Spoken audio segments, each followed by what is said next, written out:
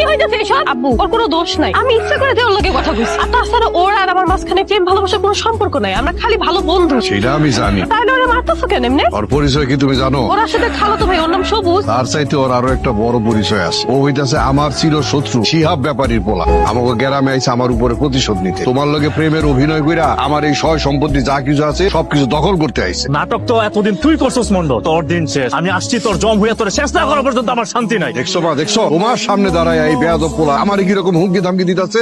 আমি তোমারে কত ভালো মানুষ মনে করছিলাম, আর তুমি আমার পরিবারের উপর বদনাম নেওয়ার লিগা আমার সাথে মিথ্যা অভিনয় করছো। আগে তুমি জানো না তোমার বাবা কতটা খারাপ আর কতটা নির্মম। তুমি যদি তোমার বাবার কুকীর্তির খবর জানতে, তাহলে তুমি নিজ হাতে তোমার বাবার গলা টিপে মেরে ফেলতে। চুপ করো, আর একটা খারাপ কথা তুমি আমার আব্বুর নামে বলবা না। আমি জানি আমার আব্বু অনেক ভালো মানুষ। তোমার বাবা ভালো মানুষ? আর তোমার বাবা যদি ভালো মানুষ হয়ে থাকে, তাহলে পৃথিবীর আর একটা মানুষও ভালো নয়, সব মানুষ খারাপ। এই তোমার বাবার জন্য আমার পরিবারটা নষ্ট হয়ে গেছে, ধ্বংস হয়ে গেছে, আমি নিঃস্ব হয়ে গেছি, আমি এতিম হয়ে গেছি।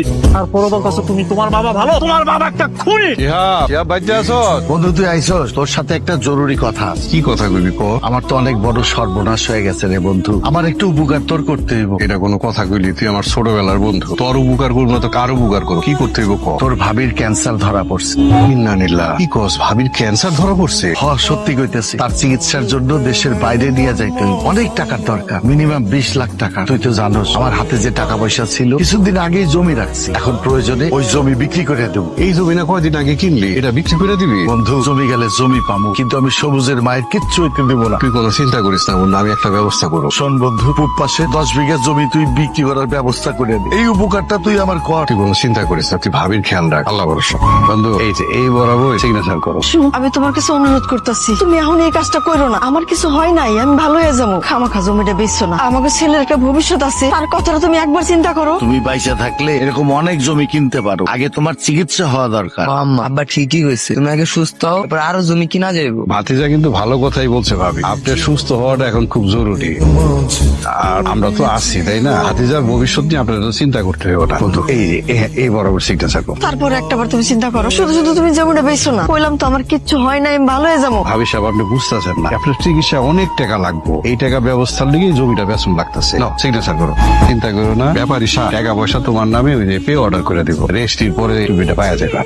আমরা আমাদের বাড়ি ছেড়ে করতেও যাবো না, কোথায় গিয়ে দিতে চাও বন্ধু? এরা আমার সাথে এগুলো কি করতেছে? কি করবো? তুমি যা করছো তাই তো করতেছে। তোমার টাকা পয়সা লাগবে দেখা তোমার এই সুন্দর বাড়ি সুন্দর জায়গা বেচতে চাইছো, আমি টাকা দিয়ে কিনা নিছি, দলিল করে দিছো। এখন তোমরাই বাড়ির থন বাইরে দিতেছো না, তাই ওরা যত্ন করে তোমার করে বাড়ির থন বাইর করে দিতেছে। এই বাইর করে দে। বিশ্বাসঘাত, তাহলে তোর এই সব চক্রান্ত, তুই চক্রান্ত করে আমাকে বাড়ি করে দিতেছ আমার বাড়ি থেকে।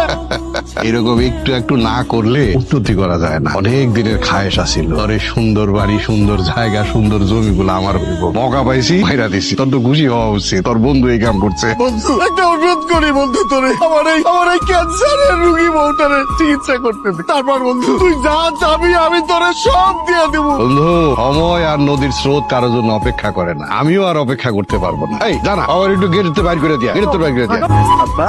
কিসে তোমার কেমন করতেছে কেন? আঙ্কেল, আমার কি অবস্থা আঙ্কেল? সরি বাবা, তোমার মাকে বাঁচাতে পারলাম না। এখন তুমি বলো, এত কিছুর পর একটা মির্জাপুরে আমি ক্ষমা করতে পারি? সি আব্বু সি, তোমার এখন আমার নিজের আব্বু বলে পরিচয় দিতে ঘৃণা লাগতেছে। তুমি এত জঘন্য একটা মানুষ, তুমি লোভে পড়ে কেমনে সবুজের পরিবারের সাথে এত বড় জঘন্য একটা অপরাধ করলা? ওর কথা বিশ্বাস করিস না, ও আমার বিরুদ্ধে বানায় বানায় এইসব মিথ্যা কথা কইতাছে। মন্ডল, অনেক পাপ করছো, তোর পাপের দিন এখন শেষ। ওসি সাহেব, আপনি আইছেন এই গুন্ডারে ধরে লইয়া যান। ও আইছে আমার করার লিগে, আমার সয় সম্পত্তি যা কিছু আছে এগুলি সব দখল করতে আইছে। হ্যান্ডকাপ পরো। আরে কি করতেছো? আমার হ্যান্ডকাপ পরে যাচ্ছ কেন? ওই যে আসামি তো ওইখানে খাড়া রইছে। মন্ডল সাহেব, আপনার সব দুর্নীতি ধরা পড়ে গেছে। আপনি নকল দলিল দিয়ে যে বাড়িটা দখল করছেন, এটা যথেষ্ট পরিমাণ প্রমাণ আমাদের কাছে আছে। মারে একটা কিছু করে আমার তো পুলিশে ধরে লইয়া দিতেছে।